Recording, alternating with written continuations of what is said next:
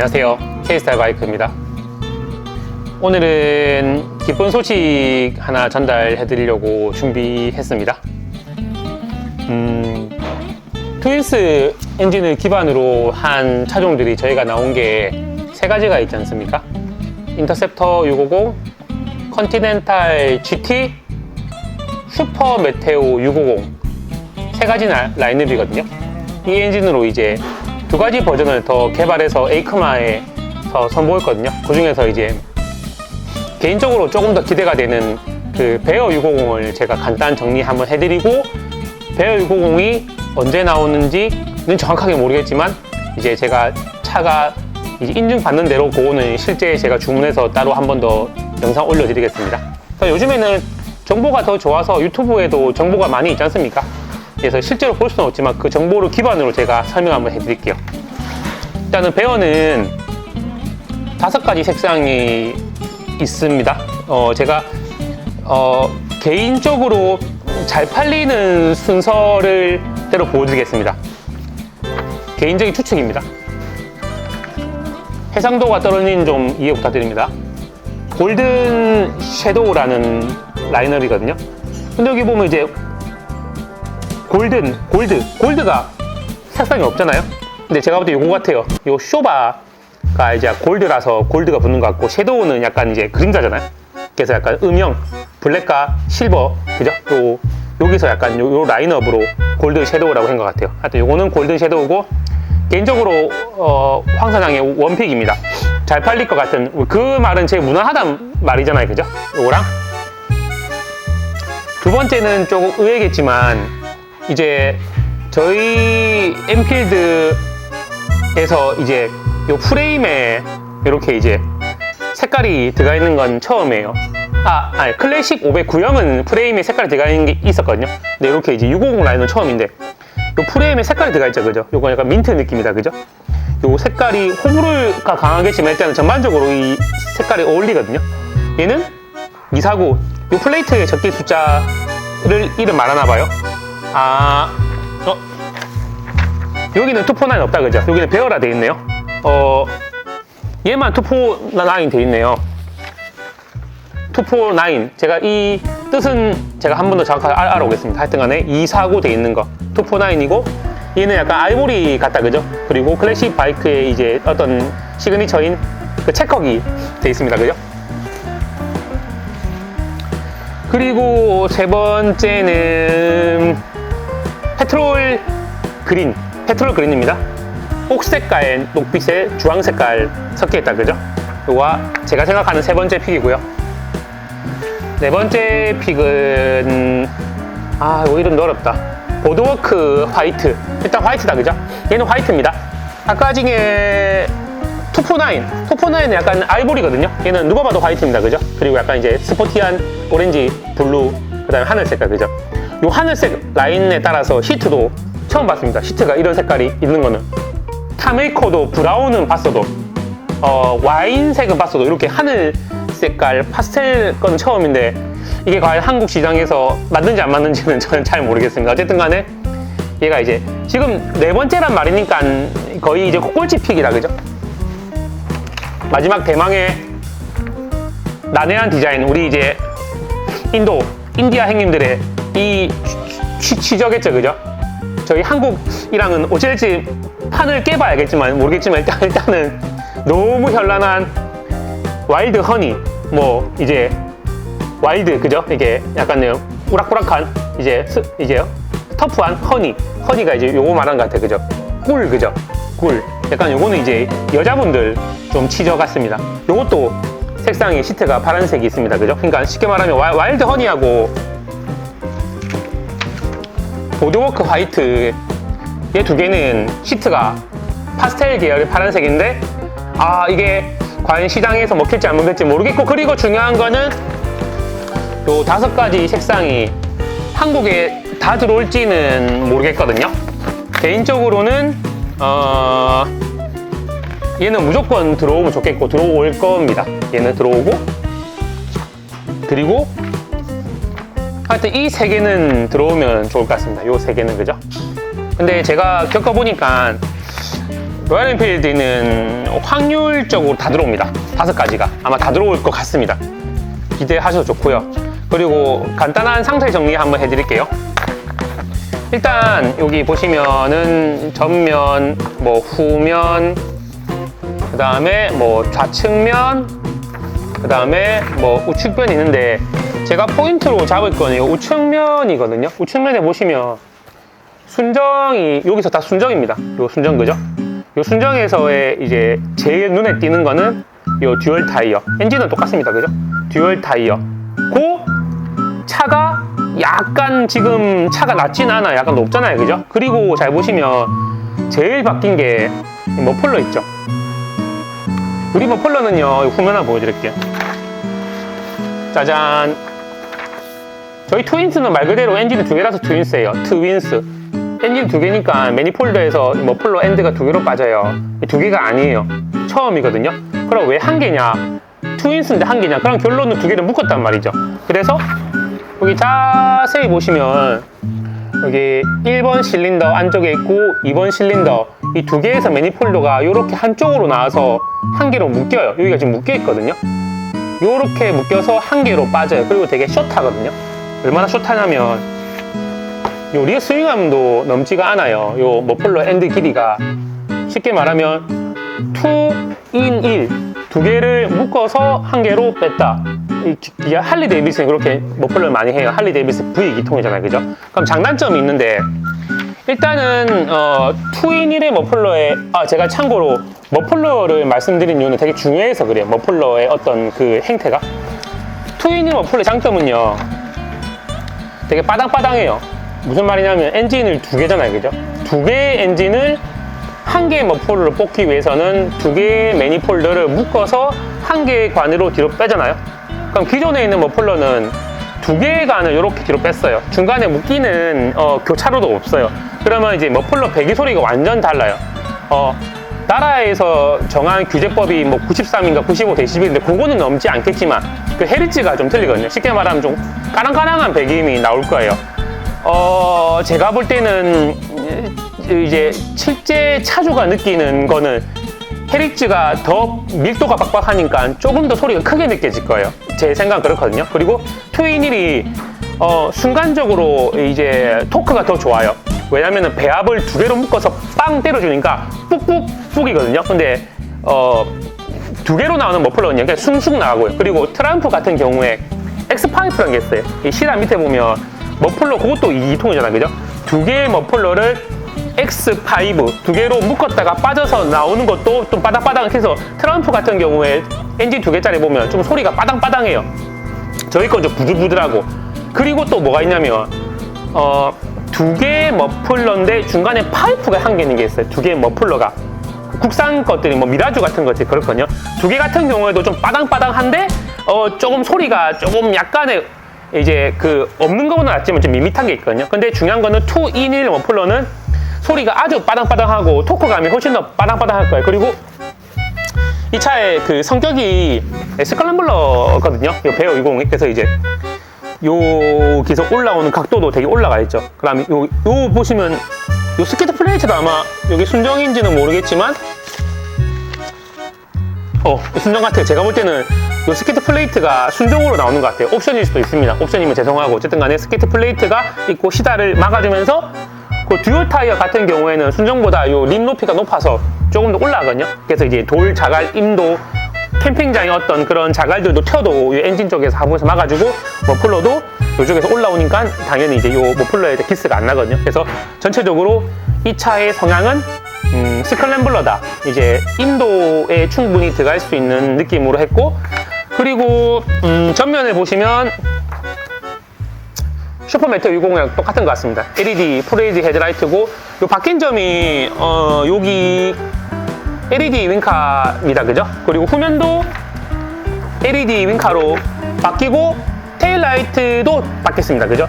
테일라이트 바뀌고, 그리고 제일 중요한 거는 사진에는 없지만 이 영상 보시면 유튜브에 계기판이 TFT 계기판 바뀌었습니다. 풀 LED 계기판으로 자료화면 어딘가에 띄워드리겠습니다. 그게 제가 볼 때는 신의 한 수인 것 같습니다. 제가 항상 인터셉터부터 누누이 영상 찍을 때 말했지만 직관적으로 보는 라이더의 관점에서의 그 어떤 행태들이 이 바이크에 대한 고급짐을 강조를 하고 내 흥미를 유발하거든요. 아무리 차가 잘 나가고 잘 쓰고 해도 내가 운전자가 앉았을 때 차로 치면 이제 그 대시보드 라인이 뭔가 좀 허접하고 하면 좀 흥미가 많이 떨어지고 차가 없어 보여요. 근데 요 영상 참고 여기 보시면 계기판의 간결성, 시인성, 조작성들이 엄청 좋아졌기 때문에 요 베어는 제가 볼 때는 합격점을 주고 싶고, 그리고 여기 도립쇼 바뀌었습니다. 제가 볼 때는 요 도립쇼, 그 다음에 리어쇼, 그 다음에 요 프레임들의 기본 라인은 그 인터셉터가 아닌 것 같습니다. 슈퍼 메테오 것 같습니다. 슈퍼 메테오의 어떤 그런 프레임들을 다 써가지고, 그 다음에 이제 요것도 아마 이제 슈퍼 메테오용 아마 쇼화 제품일 거거든요. 똑같이 만들었습니다. 결론은 인터셉터에서 스크램블러를 이제 개조한 게 아니고요.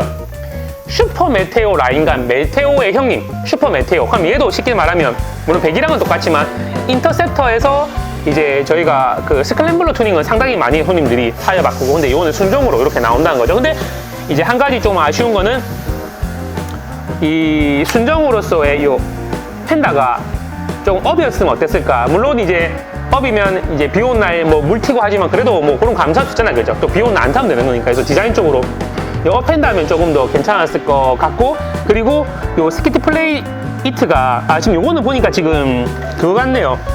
예, 얘는 지금 스키트 맞네요. 스키트 플레이트가 순정으로 나오면 좋을 것 같고, 그 다음에 이제 요 업핸다가 이렇게 좀 위로 띄어져 있으면 이게 순정 핸다가 아니고 좀 괜찮았을 것 같습니다. 그죠? 그리고 시트 형상도 조금 다릅니다. 그죠?